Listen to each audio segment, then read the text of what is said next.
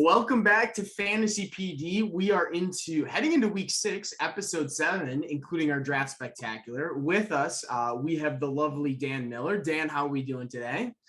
Doing great. Glad to be back on the podcast. Took a week unplugged down in Tennessee. Just glad to be back. Hey, happy to have you back here. I know you got a chance to tour Elvis's home site, really see Memphis. Heard you actually won the 3-point shooting contest at the Memphis Grizzlies game, so congratulations. Won by default. People got annoyed of how slow you would shoot by how low you would go. Nick is currently studying, so we do have a mystery man with us tonight. Not mystery meat, mystery man. So before we actually introduce him, we'll just give you all a second to think, all right, if we were going to have a mystery man on the podcast, who would it be? Somebody coming from the East Coast, like Cole? Or maybe the West Coast, like Toy? I don't really know. But the thing is closest to home, we have the Midwest. So mystery man, would you mind revealing yourself and introducing yourself to this podcast and moreover this league?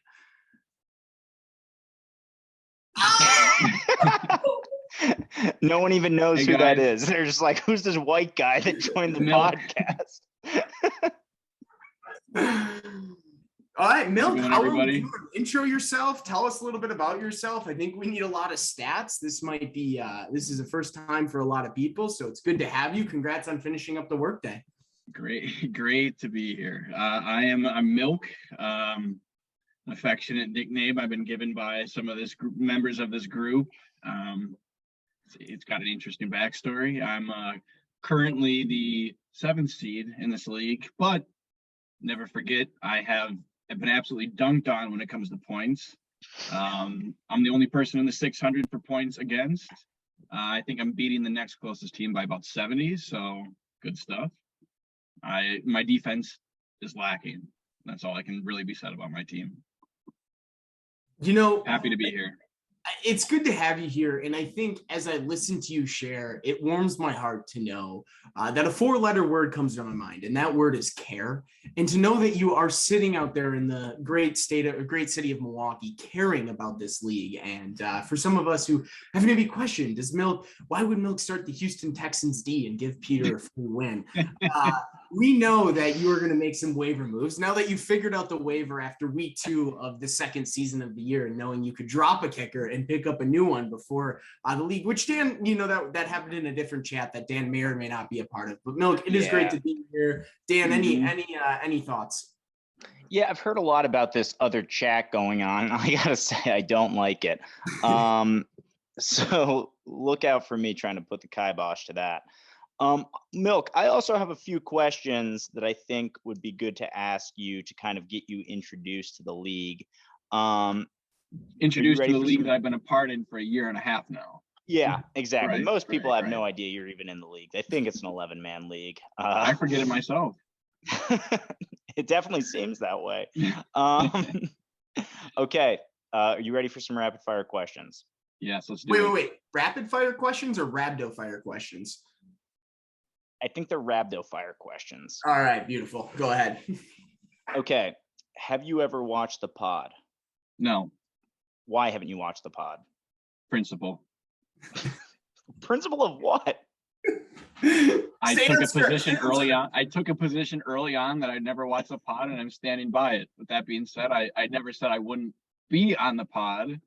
As long as I don't rewatch this, I think I stand by my principles, and I haven't compromised anything. Valid point. Okay, who is the worst manager? The worst manager, probably me. Wow. Would you go on a date with the busty bimbo that we got to read the draft order if you were single? If she puts an under on her word limit at about 50, yes. I think if she said more than 50 she only knows words 50 on the words. Date, then probably not. Would you trade me Najee? Yes. Let me take that back. Najee would be open for trades with you, probably not, because I don't see you ever doing a trade that doesn't just benefit you and hurt me. Bro. 1%, 2%, or whole? Skim. Wow. It's And bigger. when was your last vacation day? I actually took one not last Friday, but the Friday before. Wow, good for The you. man gets And out. that was the first one I had taken in about 4 months. And how many weekends did you have to work to make that happen? Usually at least one, usually two a week or 2 a month. That's terrible. Yep. All right, those are all my questions. Welcome to the pod. And Well, welcome to Happy the to be pod. We're here. good to have you. Good to have you. Glad to hear you're a man of principle. We will jump into things because we know you've got a late night and an early morning. So let's go ahead and share the screen here. All right, come on, work for me. Why are you not working? technical difficulties. There we go. Dan, I heard you may be at the Desktop. Jets Packers game tonight or this weekend. I will be at the Jets Packers game this weekend. I will also be there. overnighted a Sauce Gardner jersey. It's coming tomorrow, and I could not be happier. Fun. That may be the Christmas gift I get for my girlfriend this year, a Sauce Gardner jersey. So Great pick. We will Don't buy we it will from also be at the game. NFLshop.com unless you've already ordered it because their shipping is fucking horrible. Wait, Dan, just don't cancel your small and let that one come in. I already canceled it. Actually, with a woman, you probably needs a kid's extra small in order for it to fit her. Yeah, I got an adult size and it was jumbo, and so I had to send that back. And I'll rant for 20 minutes about how much I hate NFL. Yeah, I've heard it before, so we don't need to go down that route. All right, let's go. Let's go into last week. We had a pretty solid pick'em out of Dan Miller coming in at 5-1. The only one he got wrong is himself, which he's going to pick anyways. So did he go 5-0? Who knows? Nick with 4-2, but 4-1 picking himself. So I really went 1-4 because I picked myself. So hey Dan, thanks for picking me. I knew you had it in you. Hey, well done. Good fought win. So that moves down to 48-35. The official pick'em. Climbing down those power rankings in the league, but climbing up those power rankings in the pick'em. So that's where we're at. The people had a rough week last week. They went 2-4. They got Nick and Jake versus Nick and Shaw versus Toy, right?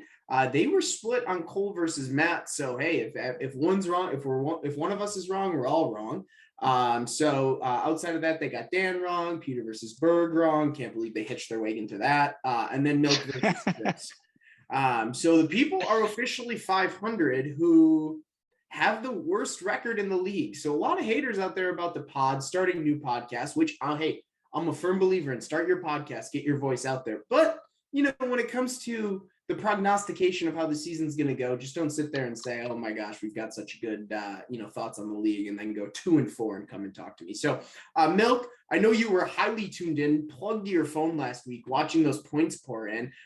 You were playing against the man who's probably the biggest projection stat rat in the league. So what takeaways did you have from last week? Takeaways from last week where, I could put 130 on the board or I could put 70 on the board, and it seems it's one or the other. There's no in between. My running backs are garbage. That's going to stay the same. Josh Jacobs is my only saving grace, and he's on the bye this week, so I could be screwed. My team is more volatile than I could have ever imagined, and looking back at my draft, it looks horrible. But other than that, I'm pretty happy with my team's performance last week. I can't really complain about anything. Chris's team did a pretty good job of shitting the bed and for a couple of good spots. So, and what can you say about Nick Folk? 18 points. He outscored 80% of my team. So. If only Berg could have this level of honesty. Yeah, I was just going to say, no more than a week ago or 2 weeks ago, Berg came on this podcast and put himself in the in the absolute bye-week lock of the power rankings. So it's refreshing to have a guest come on and just give it to us real. But Dan, thoughts on last week? Yeah, I think my team showed some holes. I think the people who should have won. My team is not as good as people think. I think the injuries are really piling up for me. and I'm looking to bounce back, but things are looking a little bleak. I mean, it's starting to show itself in its 12-man league. It's very different than the 10-man league where you can Very trade different. studs for studs. And when you start to get some of the attrition of a top heavy, running backs or top heavy receivers, we haven't seen that necessarily with receivers, but we're really seeing it with running backs. And it's interesting because I think what's interesting is we've had some attrition with some top level running backs, but then you also have somebody in the league who went 0 RB strategy in Cole, and he's 2-3, so you have the same record. So it's just like interesting to see because he's got Jefferson, he's got Debo, so it's like there is no perfect strategy to that. And where's that trending? So we can move on, keep things moving here. Let's jump over to power rankings. And Milk, as resident new man to the pod, I will have you lead us off in your power rankings. All right, let me just get them pulled up here. I am sharing, so you can see them. They're on. Perfect. Gotcha. See, this is just a fun new experience. I have no idea how the hell this whole podcast thing works. I'm just learning as I go. Yeah. So we've got bye-week studs, playoff probables, playoff hopefuls, and then the dumpster fire. So walk us through. All right. So my bye-week studs, Jake, Pete, and Matt Herbert. Jake, I mean, what to give me, can't really say much there. Pete and Matt, the consistency in both of your lineups, hard to really argue with too much. Points for both pretty much the next two clear and above. In that category, everybody else, once you get past Pete, is kind of within 20 points of each other, 15 to 20 points of each other. And I think as far as Matt goes, his points allowed isn't like extremely low, 536 compared to 436 and 481. So he pulls off the ones that matter, I guess. And that's for the bye week studs at least. And then I don't know, how do you guys do this? Do you guys all go through them first or what? No, you lead us. Just hit some of your highlights. All right, the highlights. Yeah, some of your highlights. Why you guys have guys where they're at? Toy and Rabdo, pretty self-explanatory at 1 and 4. Really not much going on there. Chris's team, I struggle with the lower, like the middle between the playoff hopefuls and the dumpster fire. I think next week, if I were to do these lineups again or these rankings again, I think me and Chris could completely shift. I think we're kind of both towing the line of dumpster fire. I think Dan and Shaw both definitely have better teams than we do. And then I think that kind of Dan and Cole kind of toe that line between the probables and the hopefuls as well. One injury may make a difference, the bye weeks, especially as they come into play here. We'll kind of go from there. I think Matt, Nick, and Nick K probably both are they're probably not moving from playoff probables. At least I don't think so, but what do I know? Yeah, I think the interesting one of your picks for me is Chris. I guess Chris in the dumpster fire category, you kind of have him, fringe dumpster fire and playoff hopeful. But I think we're seeing Chris a lot lower than we were maybe 2 weeks ago, and his team is kind of averaging out and he's not getting as lucky. I have myself falling, of course, and I have Peter jumping from playoff hopeful to playoff probable. Pete, your team's really turning around. You made the right move by holding on to your guys a little bit. A lot of season left for basically all teams except Bergs. And we'll see how this pans out. Yeah, I would say too, if I thought it was a 3-3-3-3 category, I probably wouldn't put Chris in the dumpster fire category if I could, shift things around a little bit. But that being said too, am I going to be honest and say, yes, I probably think his team is better than mine, but I did beat him last week, so I got to give myself some respect here. Yeah. Because nobody else is going to do it. Yeah, I think I'm gonna put the focus on is the dumpster fire right now, because I really think there's one down there. I just like the name, and I had it Berg, Shaw, and Toy last week. I actually don't think Toy's team is a dumpster fire. I think that he's gotten unlucky in 2 weeks. He's put up big points, and he lost to the point score, like winning point score with second points 1 week. And then the quarterback has just been an issue. But you look at his running backs. Interesting trade with ETN for Romeo Dobbs. That was an interesting one to see, especially if ETN gets going. But Fournette's been good. Robinson has been good. And he's also got and Clyde Edwards-Helaire has been a stud. And then he still does have Deontay Johnson and Jamar Chase. So there's a lot of upside that I think Toy's team could have at any moment. I don't know why I'm spending so much time on Toy's team, but I think he's an upset prone guy at any point that could get hot. I started 1-4 last year and was the number 1 seed. I don't think that'll happen this year of being the number 1 seed, but I think that Toy could still definitely make the playoffs. He's got the type of team to do so that has the right pieces. I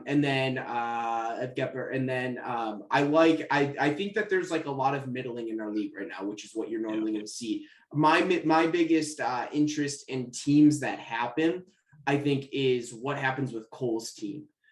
Cole's team to me is the biggest enigma. Him getting a running back 1 stud now in Kenneth Walker, who is on his bench. He also has Taysom Hill on his bench. He has Debo. He has Justin Jefferson. So he's got some really unique pieces that can go off in any given week. So Shaw, it was also really good to just see one more week of you struggling in picking which flex you were going to pick. Milk, the running joke, I know you don't watch the podcast, is that Shaw loses sleep over who he's going to put in the flex. And once again, it happened last week when on literally the very first play of the game or second play of the game, Gabe Davis, who he decided to flex out that week and put him into his bench, went for a 98-yard tutty. So that is what I think. A lot of middling right now. We'll get more clarity as we go. I'm excited to see how people manage their way through bye weeks and who gets dropped, who gets traded as we start to see that with the first week this week. So that being said, I don't know why my mouse isn't working for that, but let's get over to matchup previews. So, Dan, where did you want to start on this? You had requested? You can start wherever you want. Okay. We will start with somebody not on the pod, as is the typical in standard fashion of the pod, as Milk has no idea about. So let's head on over to just here to beat Dan. So we got Alex Toy. This is I'm sorry, Swift Jackson. Not quite sure the rest of it. Can't quite see it. If I hover over it, maybe I do see it. I think it's oh, I'm sorry, Swift Jackson. Oh. Because I am for real. Never meant to make it down to cry. All right. So we've got Toy versus Nick. So Milk, take us away. Well, the numbers say that Nick Clement's supposed to win this matchup.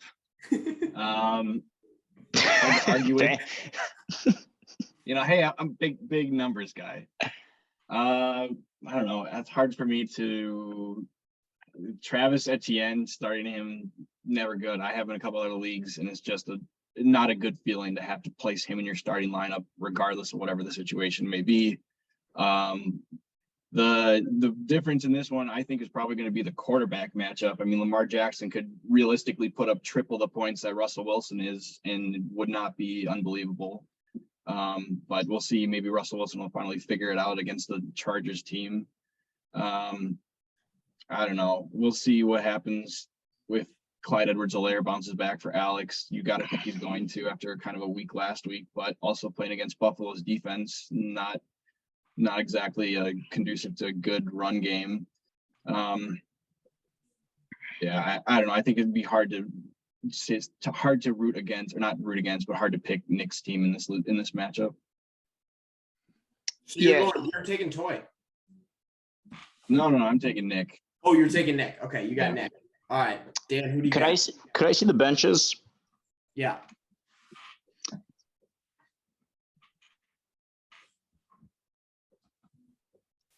Oh my God, Derek Carr's on bye week. If Toy starts Russell Wilson again, he deserves to lose every match. Russell Wilson is bad and has a torn pec now.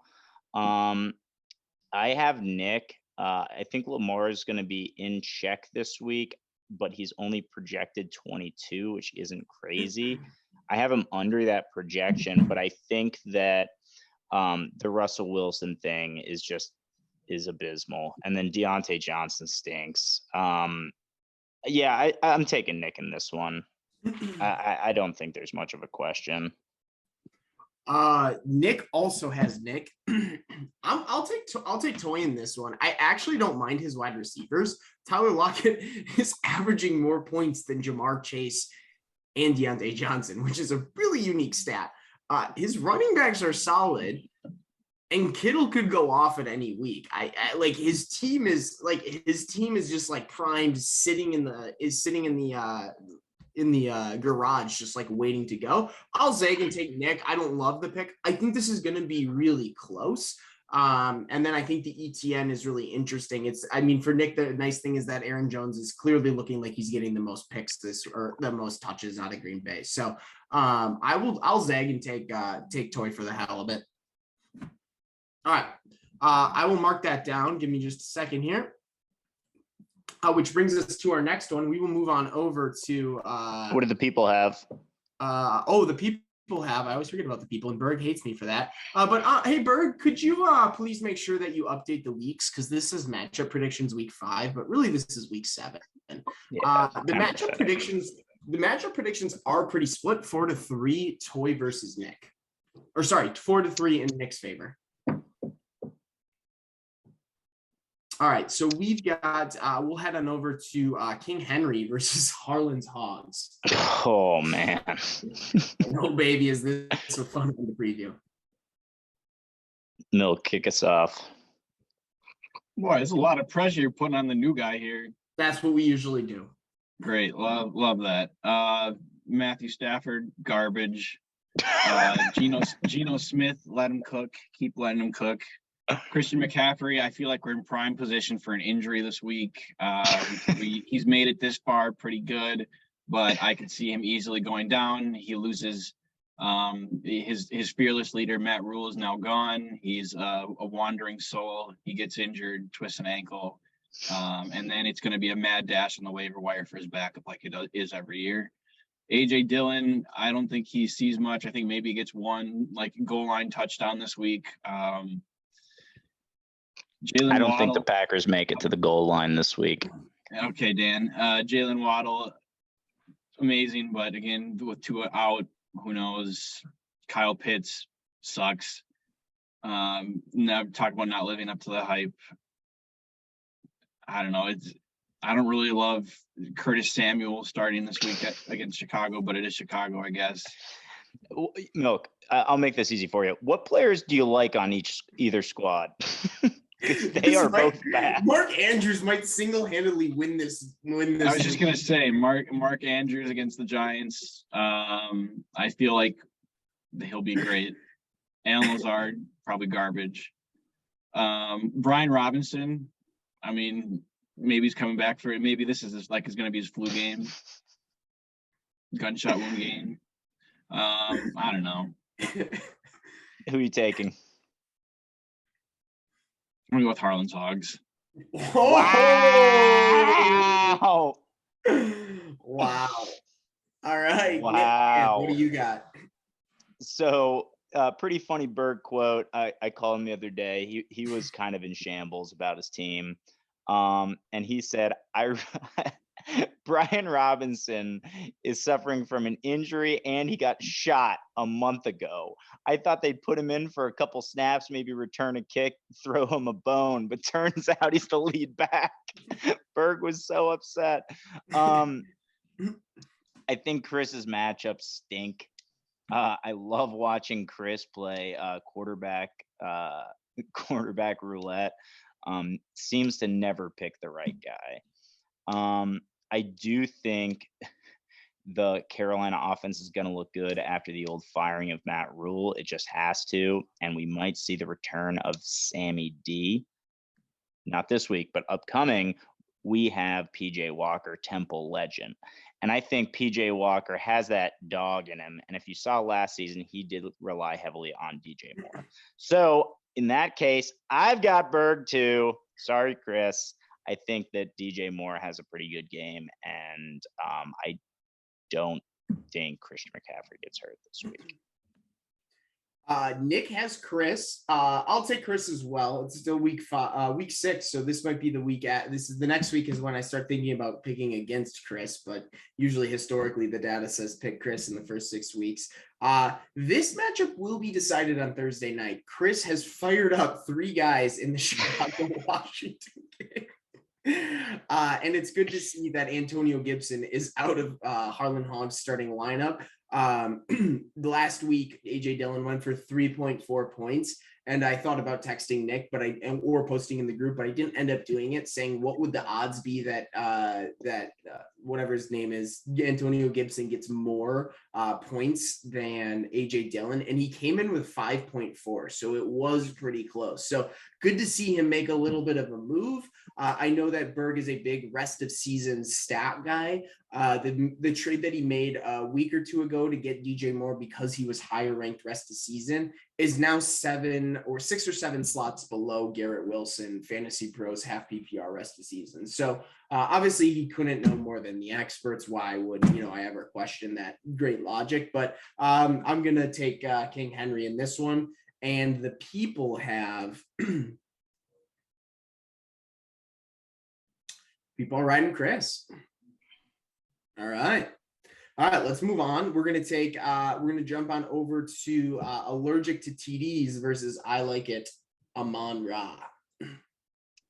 Yeah, I could kick us off with this one. I do think there's going to come a week where we are going to see holes in Jake's team. I thought we'd see it last week, especially with T. Higgins putting up the old goose egg, but somehow we didn't. I also don't think it's going to be this week.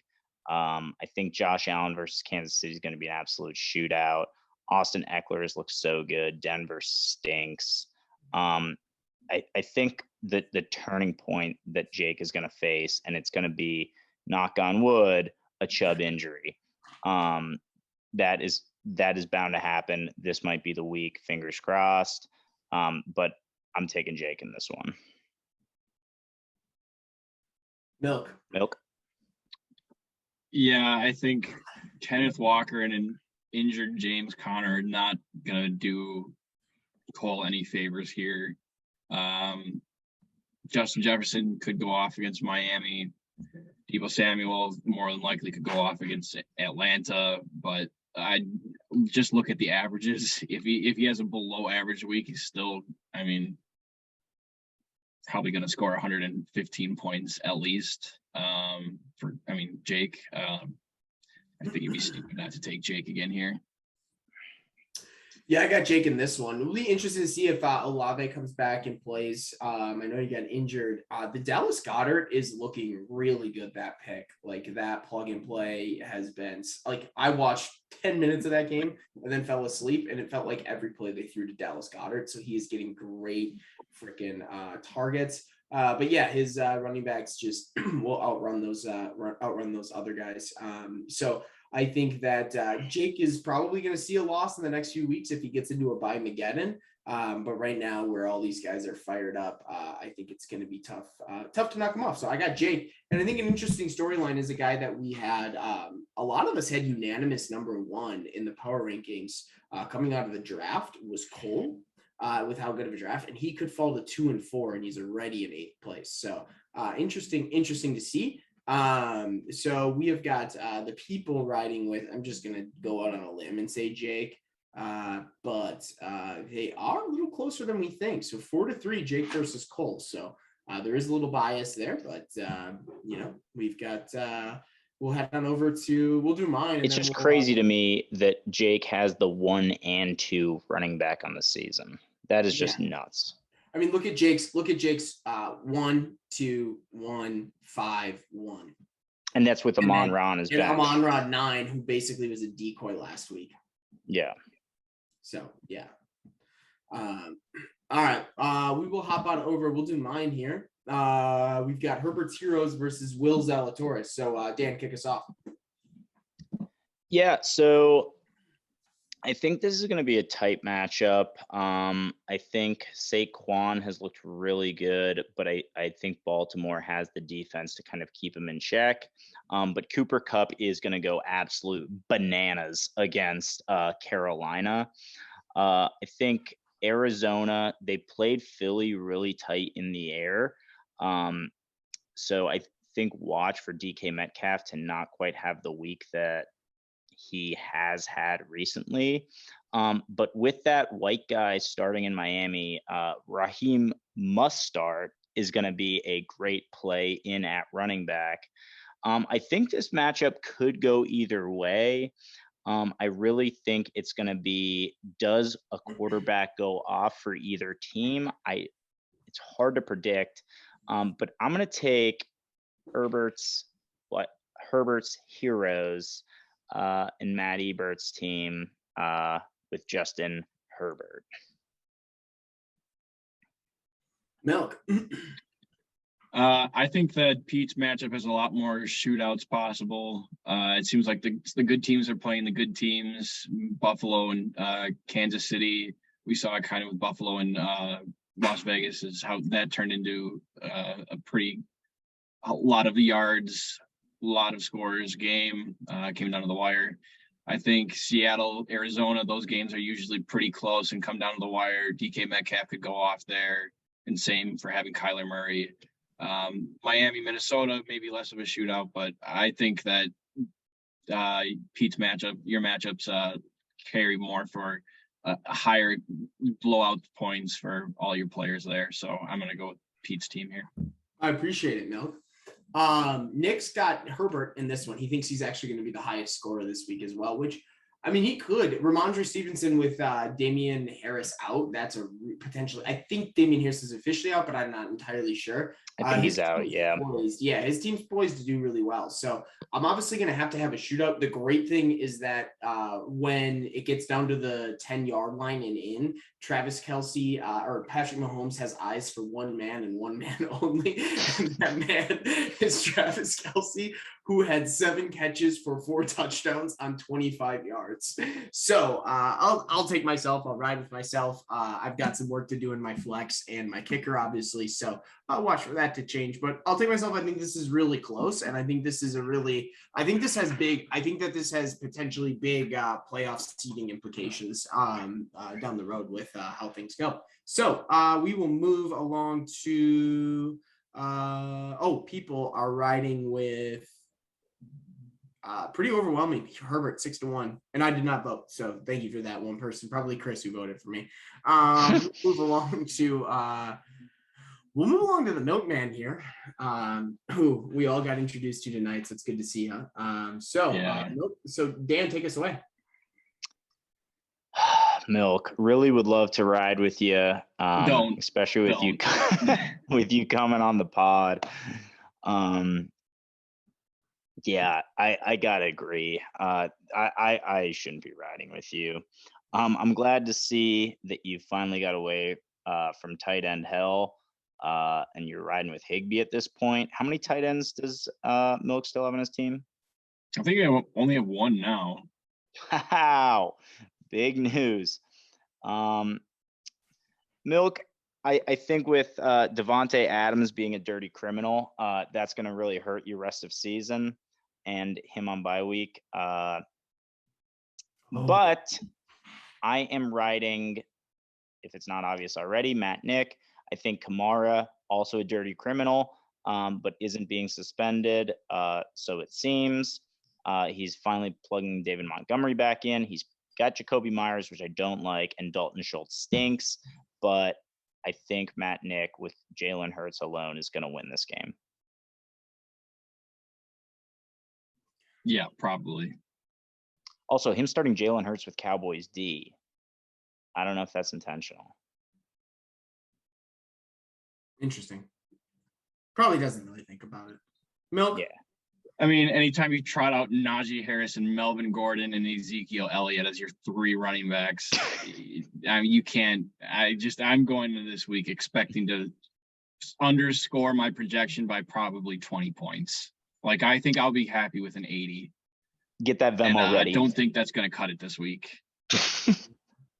I've got, two players in my lineup crack the top 10, and only 4 crack the top 20. That's not great, but. So who are you taking? I'm taking Matt Nick for sure. All right, I appreciate the refreshing. I think you have the chance to upset him. I think Najee's ready to have his game at any point. I don't know if it's enough to overcome it. It's interesting. You have the pieces. Marquise Brown has had a nice season very quietly. 6th rank, 14.5. I'm going to roll with Matt Nick in this one, but you could do it. Tom Brady versus Pitt. I'm rooting for you. I don't think it's going to happen, but go Milk. I am. Yeah. My heart says Milk. My brain says Matt. All right. Then we're going to head on over to the matchup of the week, which I think it's always fucking me. You know what? I just want. I think it has a lot of long-term implications. And I do agree with this that. is an interesting one. This, someone will go to 3-3 and someone will go to 2-4. And, the managerial prowess to get out of a 2-4 hole will be interesting. But Milk, lead us off on this one. I can never just root for Kirk Cousins. I always think he just sucks, but he consistently puts points on the board too. Just looking at the numbers, it's hard for me to not just pick Shaw based on that, but I guess I got to look more at the matchups too. I don't know how Breece Hall is going to perform in Green Bay. I didn't really get to see any of the game last week that they played, but I don't know. I feel like Green Bay could put up with some decent defense. We'll see. I know Dan will probably jump in and say he's going to run for 300 yards against us, but pick your poison there. Would you rather have the Jets lose or your fantasy team lose? Fantasy team lose. Okay. Well, the true fan there, we can always appreciate that. Zach Ertz against Seattle. I feel like he's primed to have a good game there. Jeff Wilson against Atlanta, again, another good game, but we'll see. Elijah Moore against the Packers secondary. Don't know about that one. I don't know. We'll see. Jonathan Taylor, I feel like he's due to have like a really big game here. Jacksonville might be the time to do it, but who knows? I do think Kirk Cousins, as much as I was just slandering him in Miami, especially with 2 out, they might. And would anybody know what time that game is? I think it's 1 o'clock. Okay, well then there you go. Maybe I should recant everything I just said because he loves those new non-primetime games. I got to go with Shaw here on this one. Sorry, Dan. No offense taken. I think I am kind of back against the wall in this matchup. I think it's going to be tough. I think I have the guys that I could pull out the win. Tyreek Hill claims that he's quarterback proof. We'll see if that's true. But we're starting that fucking white nerd that couldn't pass for 100 yards on the Jets. Elijah Moore in a very wide receiver heavy room. Jonathan Taylor's coming back from injury. Jesus Christ. Kirk Cousins. Wait, who? Burke Buzzins stinks. Kareem Hunt, they hate that guy with all their heart. Honestly, this matchup seems like it's a trap game for Shaw. I'm taking me, and I'm taking me big. Say it with your heart. I'm gonna take Shaw on this one, but I usually don't say this. I usually don't ever think this, but I am legitimately rooting for Dan this week because I think this is this would be a season-defining, career-defining victory if Dan pulls this one off. That's big of Pete. That's big of you, Pete. I'm proud of you for admitting that you're actually rooting for him this time. Yeah, I usually am not, but if Jonathan Taylor can go off and Shaw, I have to say it, Gabe Davis doesn't catch his, 98-yard touchdown, but then Amari Cooper goes for 110 and 2 tutties and you're on your bench and you're losing sleep tomorrow night, then I think Dan has a chance. And if there's one thing Shaw's good at, it's picking the guy who doesn't go off to put on his bench. So Dan, there are some cards stacked in your favors, others that definitely are not. But I'm gonna go roll with Shaw, but my heart says Dan in this one. So I love a good underdog. The people I forgot last time. Dan, you were riding with Ebert, right? I marked you down for Ebert. Yeah. Over me. Yep. And the people are writing Ebert. I did not show Milk. The people You don't are need to show that writing one. Matt Nick. And then the people are writing Shaw Big. So Who's I the voted sucker in who this. picked me at that one? I just have some snake oil to sell. I think it was probably me too. I just all right, how many will the Jets lose by at Green Bay? Aaron Rodgers is a washed up old man. Jets are hot AF. Jets win 34-3. Dan, any comments on that? I think the Jets are coming out swinging. I really think that they have an amazing chance. This team is once in a generation talent. I think they're doing things that a lot of people, I think no one expected. For them to be 3-2, a lot of people said they can be going to the bye winless. So to have a winning record right now, first time in 5 years that the Jets have been over 500 after week Wow. 1. And the first time they've been over 500 since 2018. The first time they've been above the Patriots in the AFC East in 10 years. And there's one other crazy stat. As you think Oh yeah, the first time they beat a division opponent in 13 attempts. Wow. So we are flying higher than we've flown in 5 years. Geez, I'm 26. So since I was in college, this is the best I've seen the Jets. Green Bay, Wisconsin, notoriously bad MILF town. So I think Zach Wilson's got nothing to play for and nobody to impress in the stands at this one. That was a great take. That was a great take.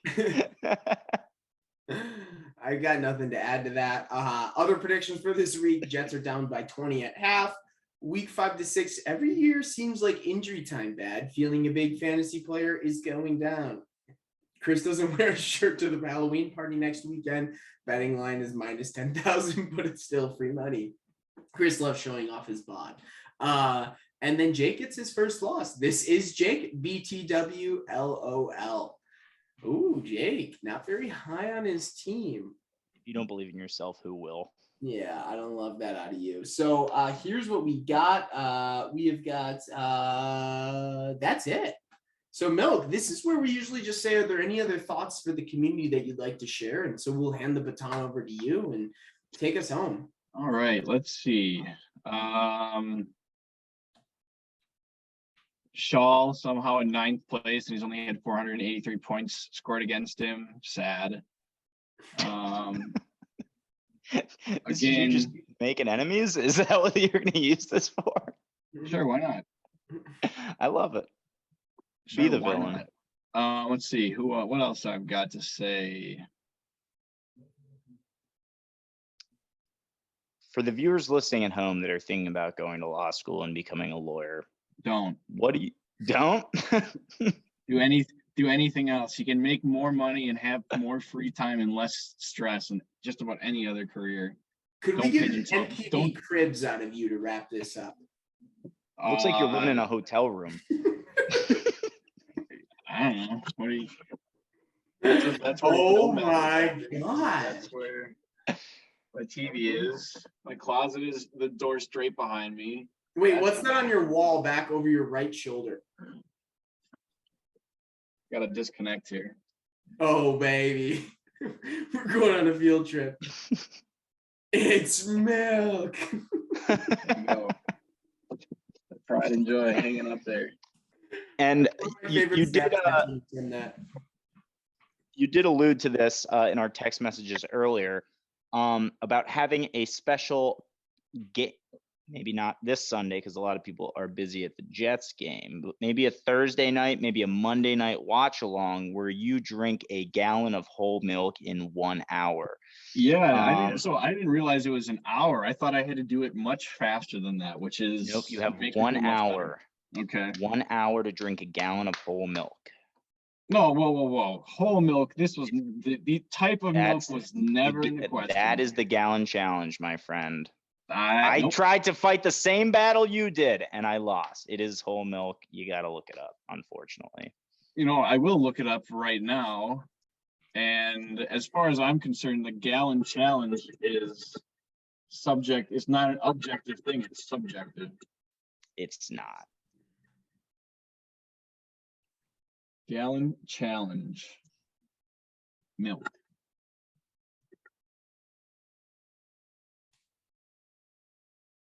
Here, this is what the Wikipedia page says for milk chugging. Milk chugging, or the gallon challenge or milk challenge, is the sport of consuming a large amount of milk within a set period of time. Although there are variations in procedure, the general parameters are that given a 60 minutes to drink 1 US gallon of whole milk without vomiting. Yep, there we go.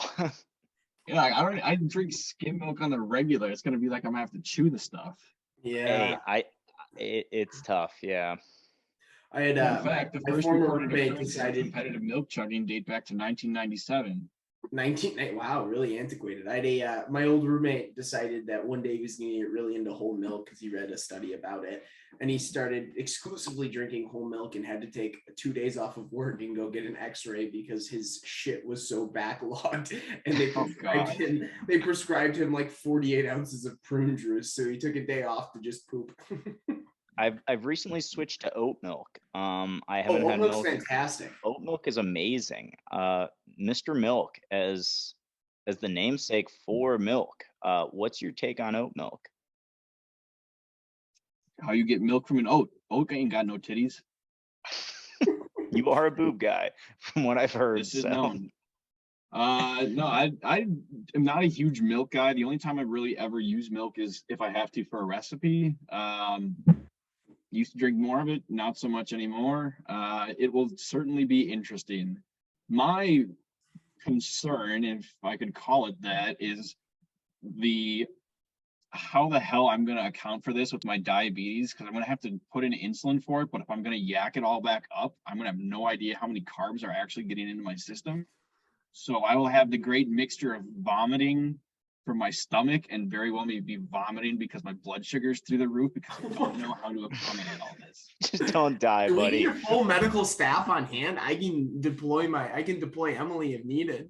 Yeah, so we will see. Could be interesting. Are there rules? Can I dump some Nesquik powder in there, make it chocolate milk? Is that against the rules? You know, I don't know if that's in the rule book, but as the commissioner of this league, if you want to make it chocolate, if you want to add anything to the whole milk, All right. I will allow that. I buy a bottle of that Hershey's syrup stuff and just a couple times mix that in. Damn, buddy, don't do that. Friend to a friend, don't do that. And what was the other option where you said no but accepted the gallon challenge? There really weren't many other. What? Wasn't it subscribe to the podcast? I think so. I think that's what I refused to. I've got, like I said, got principles.